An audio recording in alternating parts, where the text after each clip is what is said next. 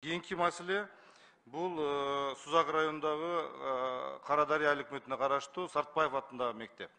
Ал жерде мындай финский домиктен курулган экен. МЧС корутунду берген. Ал жерде авариялык коркунучта акыбалда турат. Ал жерде мында балдар, окуучулар окуганга мүмкүнчүлүк жок. Ушул мектепке капиталдык салымга кошуп, мектеп жакшынакай мектеп куруш керек ал жерге. Кийинки маселе, үчүнчү маселе бул Сузак районунда Атабеков айыл өкмөтүндөгү Турусбек атындагы мектеп. 88 жылы мектеп курулган экен. Ошол 34 жыл болуптур. 34 жылдын ичинде бир да капиталдык ремонттон өтпөптүр.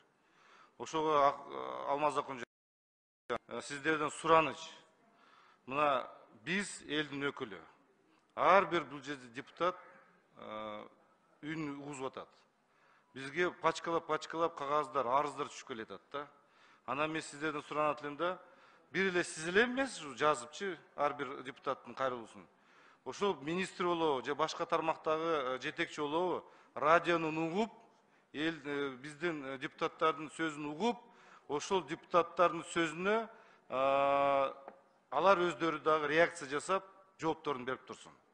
Ошундай бир система кылсак, анан сиз жазасыз дагы, анан баардыгын тиги кагаз түрүндө беребиз дагы, ал жерден жооп жок дагы, же конкреттүү түрдө иш планга кирбейт экен.